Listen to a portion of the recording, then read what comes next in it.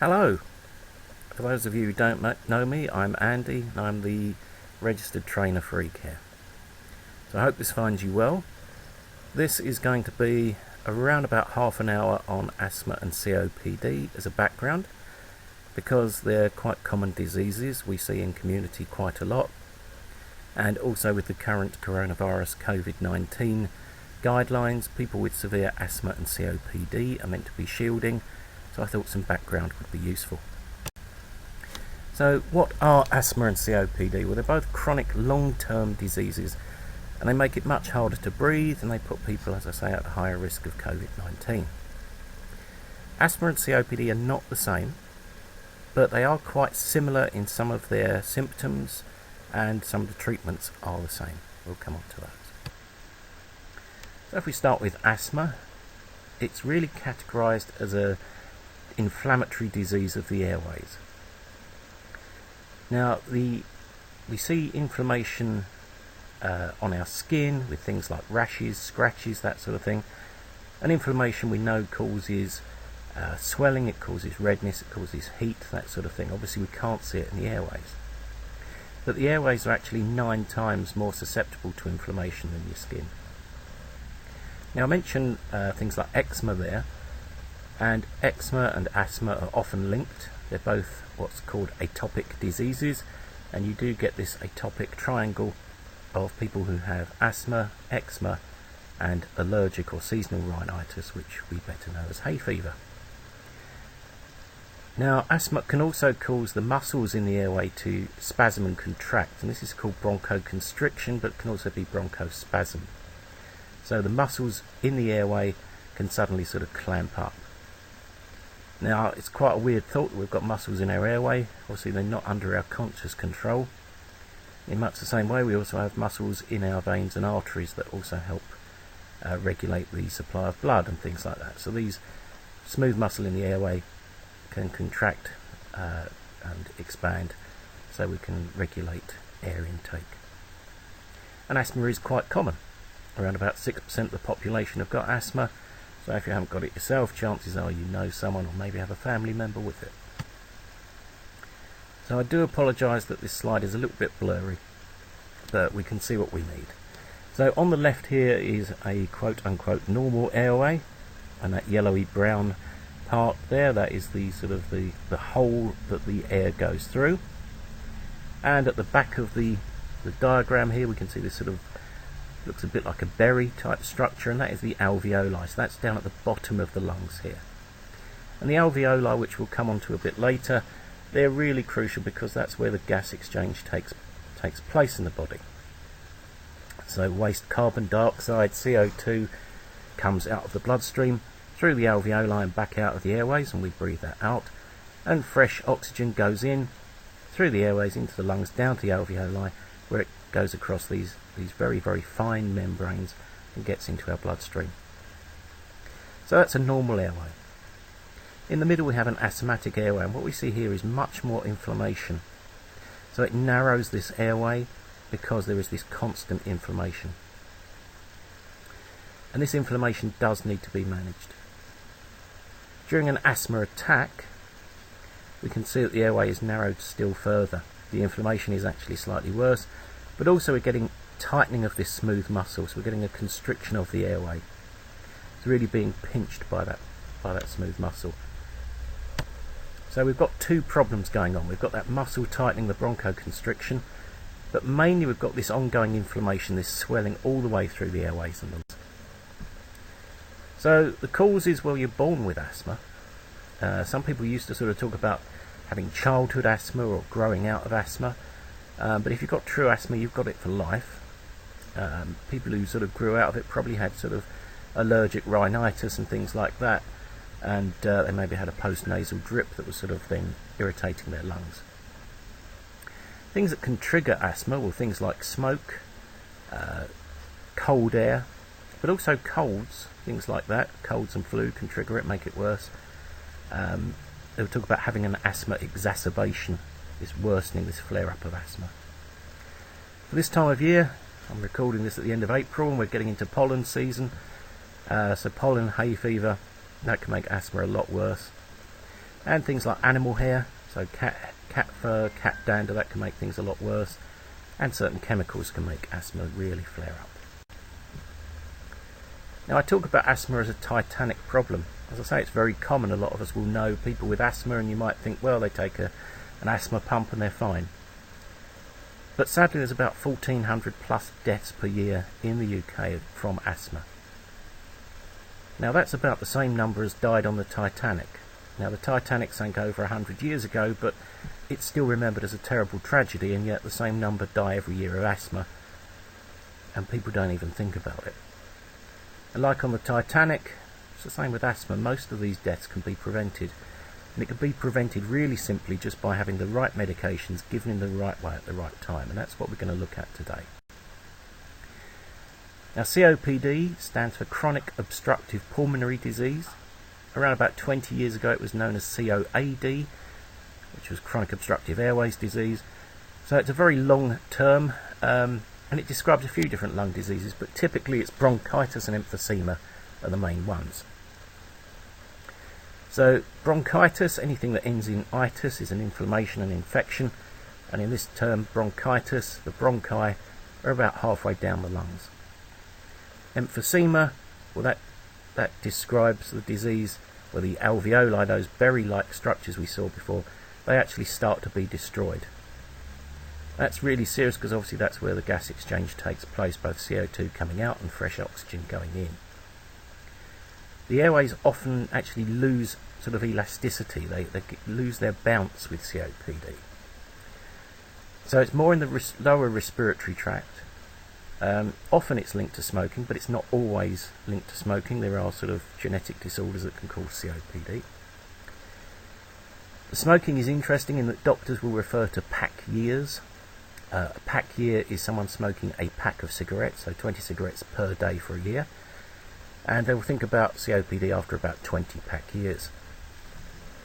So if you've smoked 20 cigarettes a day for 20 years, you might be getting to the point you're getting COPD symptoms. Equally, if you've smoked 40 a day for 10 years, you get the idea. There are about 1.2 million patients at least with COPD. Probably there are more, but they're undiagnosed because they just put it down to a smoker's cough. And tragically, there are around about 30,000 deaths per year. Now, to put that in context, 30,000 deaths, that's about 1 in 2 of the entire population of Clacton. Or, it's like taking the populations of Harwich, Jaywick and Frinton and wiping them out completely. You know, this is like a football stadium's worth of people dying every year of COPD. And the tragedy is that with things like heart disease and with stroke, we've actually improved survival rates. Things have got better. With COPD they haven't. In fact, things have got slightly worse, even with good drugs.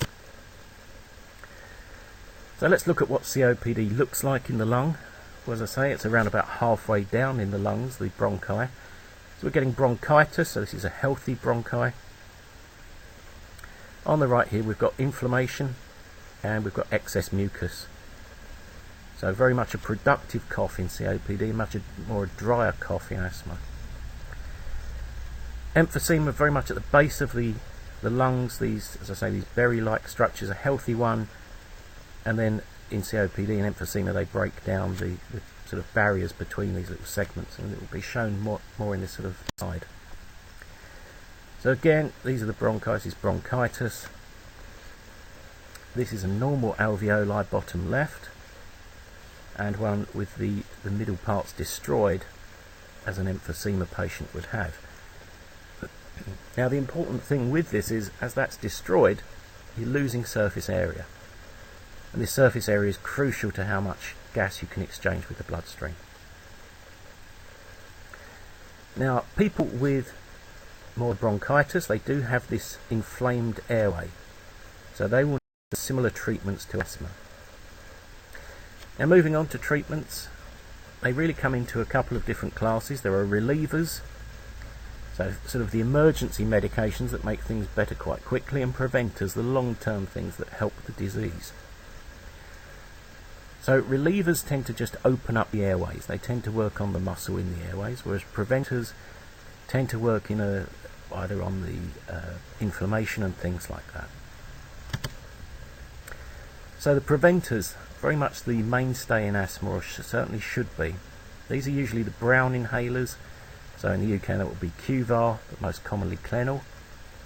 They are steroids. They are not the steroids that bodybuilders use. These are inhaled corticosteroids. So these inhalers are sometimes called an ICS.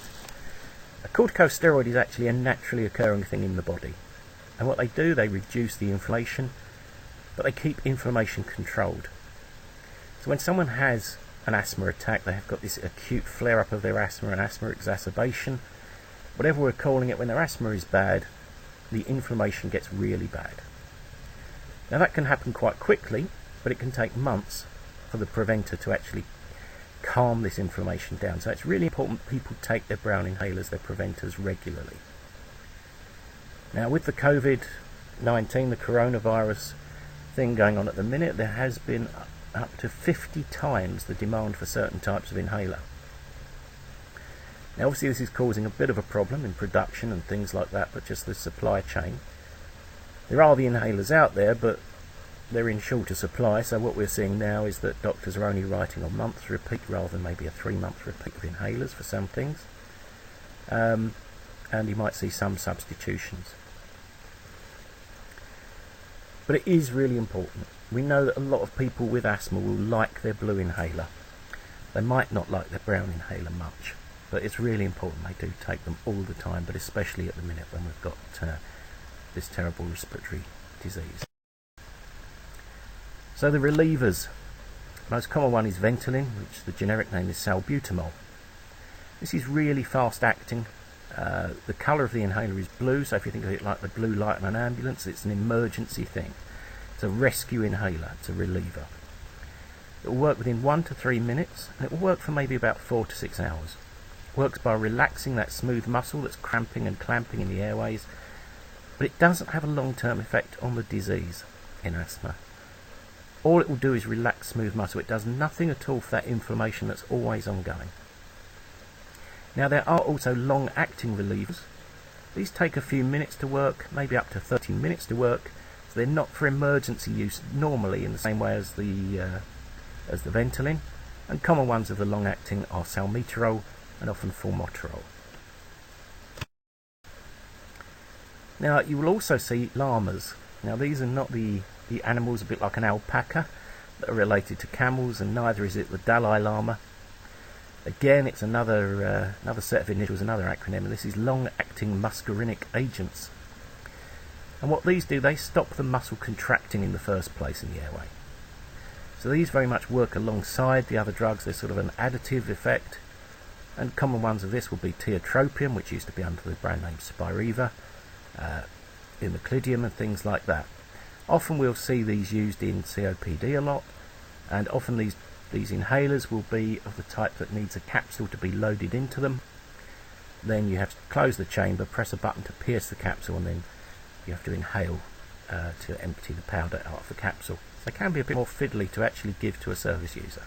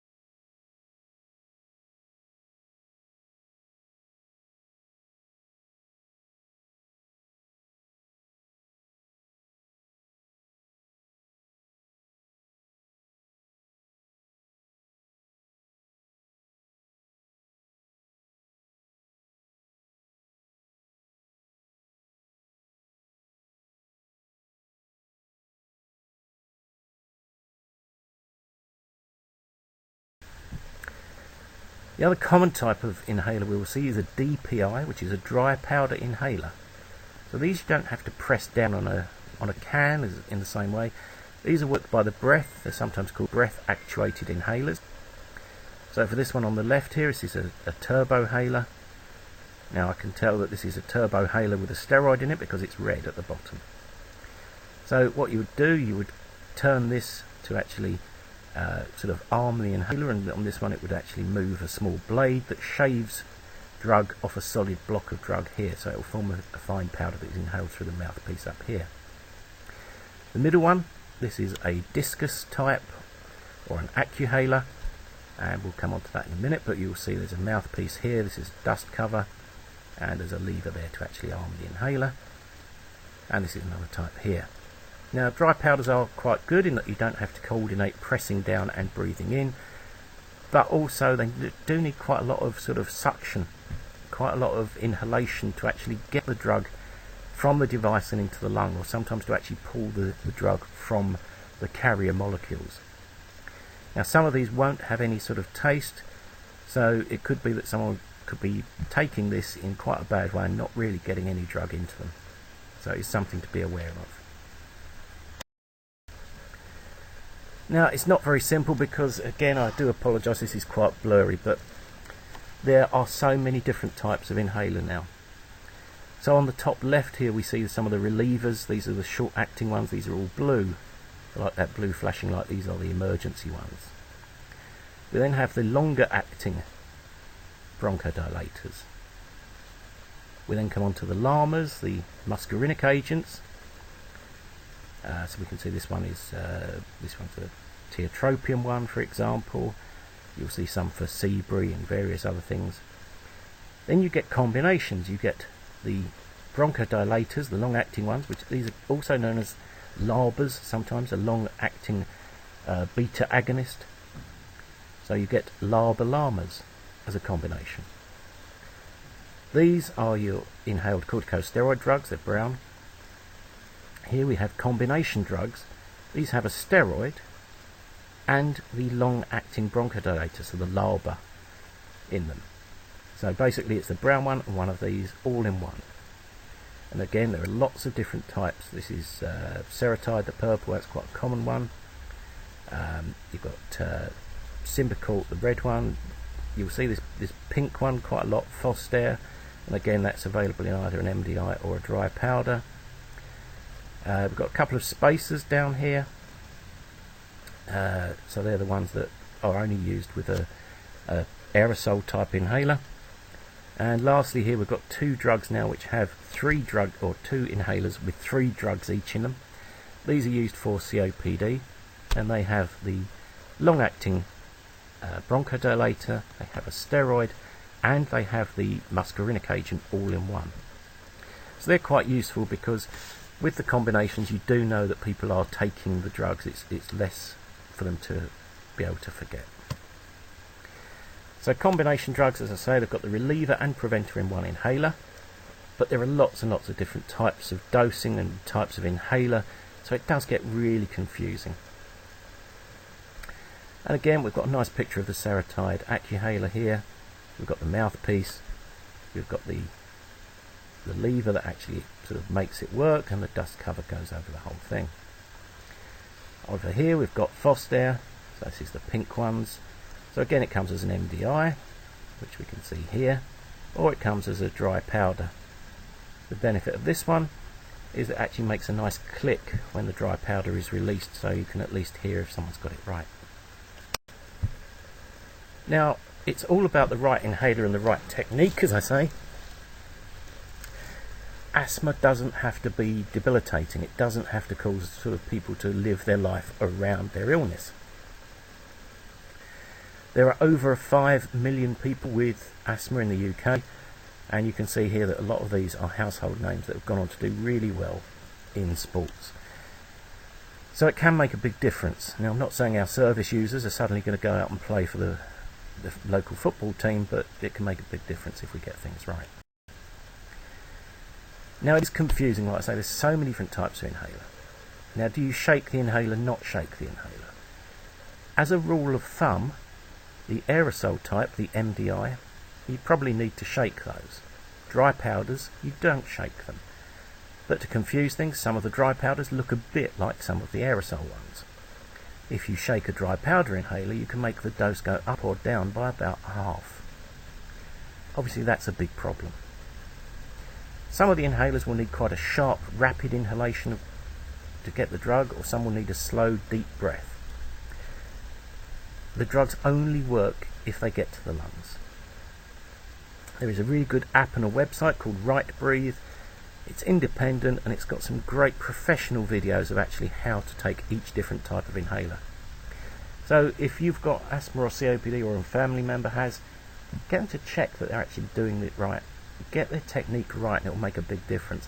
And it's the same for our service users. If you've got to encourage them or watch them take their inhalers, make sure they're doing it in the right way. If they're not, it's a waste of time and it's a waste of a chance to actually make a difference. So inhaler technique and the right inhaler will make a massive difference to people. After inhalers, there are other things that can be used. So there are nebulizers like this machine on the left. And the nebulizer is basically a compressor, a pump. Goes through a filter. So you filter the air, it pumps it through the tubing, and then it goes through a nebule, which is a sort of a liquefied drug. So it can be things like the Ventolin or whatever. And then it will come out as a vapour through this mouthpiece here. So this is designed for sort of more severe cases, and it's another way of getting the drug into the lungs. This chap on the left, well, he's on oxygen. He's got a nasal cannula, as it's called. So these are tubes going into his nose giving him oxygen. This tends to be, again, fairly sort of severe cases have this, and the reasons are that oxygen is expensive to use. It's not without its risks. As we know, a lot of COPD patients will continue to smoke, and smoking and oxygen, really explosive mixture. And actually oxygen, weirdly, isn't, if you get it the wrong amount, if you get too much of it, it can actually be bad for you. So it's not used as much as it is in some countries. Oral steroids, well, they are like the corticosteroids that we see in the brown inhalers, but it's a much higher dose given in a tablet. And that will be used for some people long term, and for others as a short term thing to get them over a need. So if they're having a bad time with asthma or COPD, they might be given a short dose of oral steroids, so steroid tablets, and typically there'll be prednisolone that you'll see. If you want to know what it feels like, by the way, to have asthma or COPD, and I don't recommend you try this if you've got any sort of chest disease that's been diagnosed. If you want to feel what it's like to have asthma, get a drinking straw, put that between your lips and try breathing in and out through that straw. That'll give you the idea of what it's like to live with asthma. If you want to know what it's like to live with COPD, well, you could smoke a packet of cigarettes a day for 20 years, or take a breath in and then without breathing out, try and breathe in and out on top of that breath. And you'll feel it's really quite difficult. It's quite a nasty feeling to do that sort of shallow breathing, but that's what COPD patients typically feel like. So these are serious diseases, but with good management can make a big difference. They can keep people out of hospital. Now, as I say, it can be controlled. This chap here, Mr. Beckham, I believe he did quite well as a footballer. And you can see here, he's actually using his Foster inhaler. So it did him the world of good. So in summary, inhalers are the main treatment. Getting them right, getting the techniques right for the different types, that's crucial. Right Breathe, the app, the website, has great clarification on what needs to be done for each different type. Medications need to be taken regularly and as prescribed. As I say, people like Beckham, people like those other sportsmen, asthma can be really well managed, and COPD can actually be managed quite well. Neither of them can be cured, but it's about management. If in any doubt, get advice. What I would really ask as well is if you found this useful, or if you haven't, just some honest feedback would be absolutely brilliant, so I can tell what's useful for you and what isn't going forward. As I say, these are weird times, so I'm having to do this remotely, but if you give me feedback, I can try and make it as useful as I can for you. Questions, if you've got any questions, there is no such thing as a stupid question. please do ask them. If you want to share them on Workmates, that would be brilliant, because then everyone can see the questions and the answers. We can all be in it together. We can get a bit of discussion going.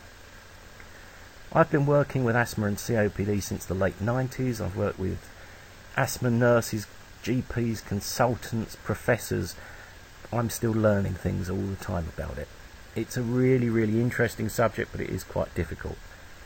As I say, at the moment we're facing the most dangerous respiratory disease we've seen in living memory, so it's important we try to do all we can to keep people well, whether that's ourselves, our friends and family, but also our clients, our service users. Let's make sure that people are taking their inhalers in the right way. So thank you very much for your time. As I say, please do give feedback. Please do submit questions, because that would be absolutely brilliant. And hopefully you found this useful. And then I can go on to make some other things, which again will give you a bit of background knowledge. So again, thank you, stay safe, and keep doing that brilliant work that you do.